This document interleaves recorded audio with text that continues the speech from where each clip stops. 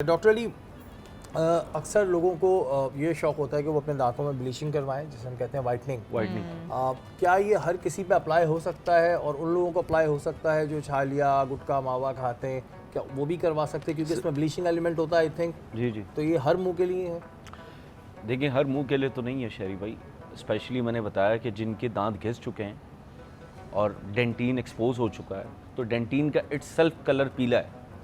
ऊपर अगर इनेमल हट चुका है, सफ़ेदी जो है वो हट चुकी है, तो आप पीली चीज़ को तो आप सफ़ेद दोबारा नहीं कर सकते। यस, इनेमल के अंदर वो क्वालिटीज़ होती हैं, अगर वो है मौजूद, कि वो फर्दर शाइन कर सकता है, उसका शेड हम चेंज कर सकते हैं वाइटनिंग के थ्रू।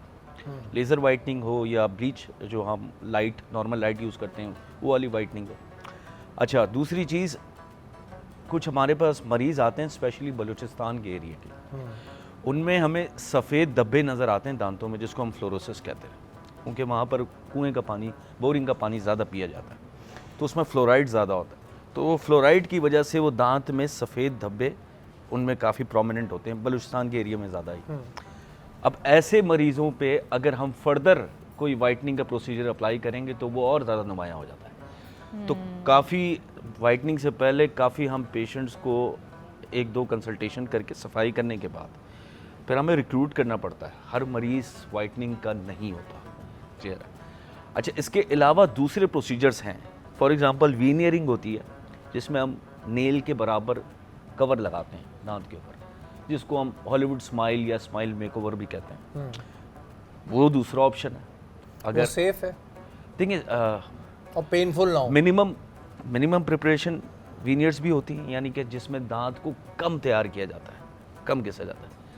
क्राउन्स भी लगते हैं जिसमें दांत को ज़्यादा घिसा जाता है, लेकिन एक दफ़ा दांत घिस गया तो ये इरिवर्सिबल डैमेज होता है शरीर। जब आप कवर लगाते हैं तो आप दांत को घिसवाते हैं, तो दांत दोबारा से तैयार नहीं हो सकता।